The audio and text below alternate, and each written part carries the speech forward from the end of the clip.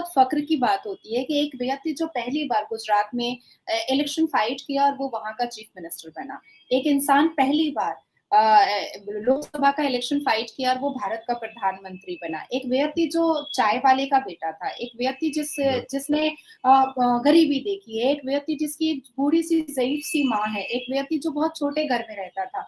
तो एक ऐसा इंसान भारत का प्रधानमंत्री बना जिसको गरीबी के बारे में पता है, जिसको औरत को इज्जत देना आता है, जो जानता है कि औरत के जज्बात क्या होते हैं, क्योंकि उसके घर में भी एक औरत है, एक माँ के रूप में औरत है, जिनके पास वो भारत के प्रधानमंत्री होते हुए भी वो जाते हैं और वो मान और सम्मान अपनी माँ को देने की पूरी कोशिश करते हैं, क्योंकि भारत के प्रधानमंत्री नरेंद्र दामोदर दास मोदी जी का कहना है कि ये पूरा भारत का जो जनता है, ये उनका परिवार है।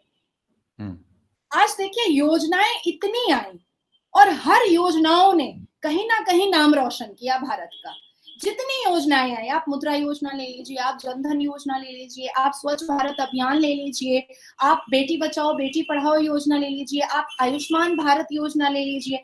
हम भारत को अपनी माता मानते हैं, भारत की जमीन नहीं मानते, हम माँ का दर्जा देते हैं। तो ये भारत जितना डेवलप करेगा, जितना इम्प्रूव करेगा, जितना हमारा इकोनॉमिकल ग्राफ बढ़ेगा, उतना ज्यादा हम अपने आप को बहुत प्राउड फील करेंगे। मेड इन इंडिया की बात हुई।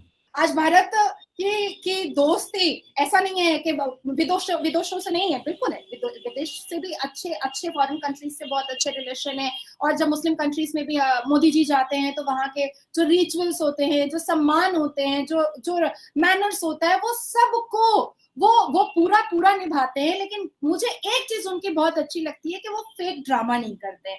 हमने प्रीवियस भारत में देखा, टोपी पहन लिया, साफा लगा लिया, उसको कुछ नहीं पता है इस्लाम के बारे में। भैया टोपी पहनकर टोपी मत पहनाओ, फॉर गॉड सेक के हमको ऐसा फेक नेता नहीं चाहिए। नेता जितना रॉ होता है, जितना रियल होता है, हम क्योंकि हम रियल लाइफ में नहीं रह रहे हैं ना, हम रियल लाइफ में रह रहे हैं।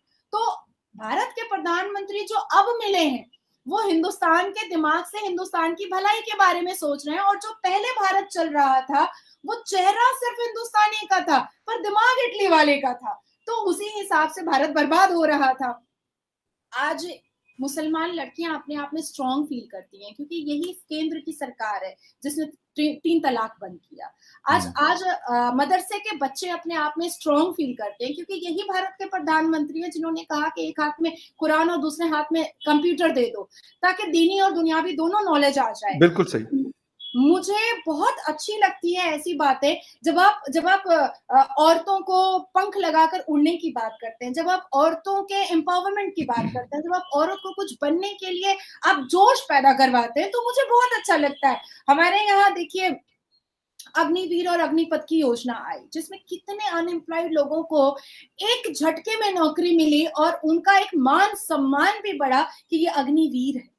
आज अगर कोई लड़का 12th क्लास पढ़ करके उस योजना का हिस्सेदार बनता है, उस योजना का परिवार वाला बनता है, तो वो क्या कहता है कि मैं अग्निवीर हूँ। आप सोचो सम्मान कहाँ से कहाँ बढ़ गया। 12 क्लास के बच्चे क्या बोलते हैं कि हम स्टूडेंट है, लेकिन वो कहेगा कि हम अग्निवीर हैं। तो बहुत खूबसूरत तरीके से, बहुत लिबरल तरीके से, बहुत ही मतलब बहुत ही ब्यूटीफुल तरीके से भारत को जा रहा है। एक नाज़िया, एक ये वाली चीज़ आपने बात की कि मतलब जिस तरह 12th क्लास का स्टूडेंट है या फिर कोई फीमेल है, कोई लड़की है, उनको एम्पावर किया है। अगर मैं आपसे ये पूछूं कि कौन सी ऐसी चीज़ें हुई कि जिसकी वजह से लोगों को अब एम्प्लॉयमेंट मिलती है, या फिर टेक्निकल एजुकेशन की वजह से, क्योंकि जितने भी हम मॉडर्न दुनिया को देखते हैं तो वहाँ पे टेक्निकल एजुकेशन ज़्यादा दी जाती है, लोगों को ट्रेन किया जाता है। वो जापान की हम बात कर लें, वो यूरोप की हम बात कर लें, या फिर और डेवलप्ड कंट्रीज़ की हम बात कर लें, तो ऐसी क्या चीज़ें हैं जिसकी वजह से आप कह सकते हैं कि मैट्रिक या FSC का जो स्टूडेंट है वो जाके वो डायरेक्ट वो चीज़ें सीखता है और उसके बाद वो काम पे लग जाता है और अपनी जो इकोनॉमी है उसमें अपना एक बड़ा अच्छा रोल प्ले करता है? देखिए, पहले हमारे भारत में कोई भी ऐसे स्किल्स को पकड़ा नहीं जाता था। आपके अंदर जो एक एक्स फैक्टर है, उसको उभारने की बात नहीं की जाती थी। 2014 में भारत के पास सिर्फ आई थिंक 2 या 4 मोबाइल फैक्ट्रीज थी, पर आज भारत के पास 400 मोबाइल फैक्ट्रीज है।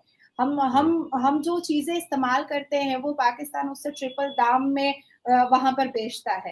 तो हर एक स्किल्स को, अगर कोई अच्छा ड्राइंग करता है तो उसको बढ़ावा दिया जा रहा है, अगर कोई अच्छा कपड़ा बुनता है तो उसको बढ़ावा दिया जा रहा है, अगर कोई अच्छा अनाज पैदा कर सकता है तो उसको बढ़ावा दिया जा रहा है, अगर कोई अच्छे आर्म्स बना सकते हैं तो उसको भी बढ़ावा दिया जा रहा है। नितिन गडकरी जी हमेशा कहते हैं कि हम बाहर से लेकर के घड़ियां क्यों पहने, हम अपनी बनाई हुई घड़ियां क्यों ना पहने, हम बाहर का खादी क्यों पहनेंगे, हम अपना बनाया हुआ खादी क्यों नहीं पहनेंगे। तो मेड इन इंडिया ये बताया कि हम लोग कैपेबल हैं हर कुछ करने के, और कहीं ना कहीं जिस तरह से इम्प्रूव किया जा रहा है, लोगों के दिमाग को खोले जा रहे हैं, वो बहुत बड़ी चीज है। देखिए मैं आपको बता रही हूँ कि जब कांग्रेस की सरकार हुआ करती थी तब सच्चर कमीशन के रिपोर्ट में ने कहा था कि मुसलमान जो है वो दलित से भी पीछे हैं एजुकेशन में, दलित से भी पीछे है। ये सच्चर कमीशन की रिपोर्ट है कि मुसलमान दलित से भी पीछे है।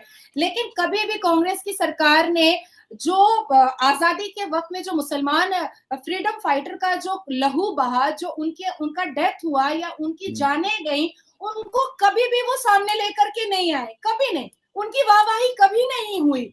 दिल के बंटवारे के साथ साथ कहीं ना कहीं लोगों के मन का भी बंटवारा हो गया, सरहद का भी बंटवारा हुआ, दिल का भी हुआ, मन का भी बंटवारा हो गया। लेकिन आज देखिए यही भारत जिनके ऊपर कहीं ना कहीं एलिगेशन होता है कि हिंदू माइंड से सोचते हैं, लेकिन यही भारत का प्रधानमंत्री कहता है कि मदरसे के बच्चे के एक हाथ में कुरान है तो दूसरे हाथ में प्लीज कंप्यूटर दो ना, प्लीज बेटी को बचाओ और बेटी को पढ़ाओ ना, जिसमें ये नहीं कहा जा रहा है कि मुसलमान बेटियों को मत पढ़ाओ, जिसमें मुसलमान आज हम जैसे लोग जाकर के सुप्रीम कोर्ट में लड़के आए कि 3 तलाक के नाम पर बेटियों की जिंदगी मत बर्बाद करो काइंडली। वो गॉड सेक, हर एक औरत का भी अपना सेल्फ आइडेंटिफिकेशन होता है, औरत की अपनी इज्जत होती है। ये 3 तलाक के नाम पर तुम उनके मुंह पर क्या कहना चाहते हो, ये क्यों बेइज्जत कर रहे हो तुम औरत को? बदनामी की जिंदगी औरत को निभानी पड़ती है। कुरान ने नहीं कहा है कि तुम तलाक देकर के औरत को बेइज्जत कर दो। तो यही भारत के प्रधानमंत्री है ना जिन्होंने 2019 में एक बिल पास किया, women's protection act, Muslim women protection act, जिसमें कांग्रेस से लेकर के असदुद्दीन अवैसी तक सब चिल्लाए कि नहीं तलाक होना चाहिए, तलाक होना चाहिए। और यही भारतीय जनता पार्टी थी और यही नरेंद्र मोदी जी थे जो कंटिन्यू लड़ते रहे कि नहीं, तलाक बहुत बड़ा गलत है, औरत को इस तरह से उनके अपने सेल्फ रिस्पेक्ट से निचोड़ कर फेंक देना बहुत बुरी बात है।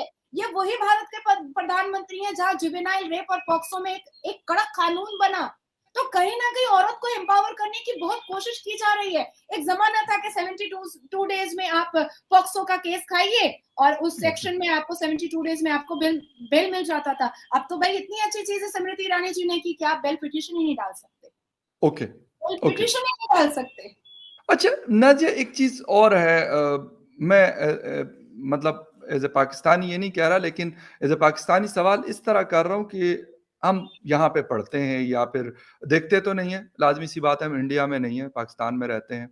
बहुत दफ़ा ये कहा जाता है कि जी वहाँ पे जो मुस्लिम कम्युनिटी रहती है उनके साथ बिहेवियर अच्छा नहीं है, फला नहीं है, ढिमका नहीं है।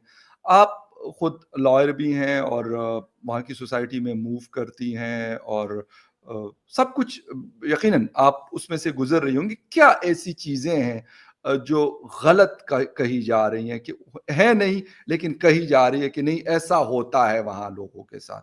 ऐसा कुछ है आपका, मतलब क्योंकि आप फील्ड में होती हैं तो आपका एक्सपीरियंस ज़्यादा आप बेहतर शेयर कर सकती हैं।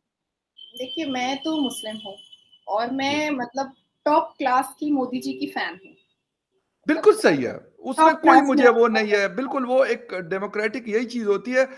मोदी जी के फैन्स, मैं ये नहीं कह सकता कि सिर्फ़ जी हिंदू जो रिलिजन के लोग हैं वो फॉलो करते होंगे, मुस्लिम्स भी फॉलो करते होंगे वो बहुत सारी पढ़ा चीज़ें, लिखा, क्योंकि मुल्क तो दोनों का है, कंट्री तो दो हिंदुस्तान तो सबका है, जो जो वहाँ पे पढ़ा रहते लिखा हैं। मुसलमान होता है वो डेवलपमेंट देखता है, वो इम्प्रूवमेंट देखता है, वो अपने आप को बढ़ता हुआ देखना चाहता है, वो अपने आप को कामयाब होता हुआ देखना चाहता है।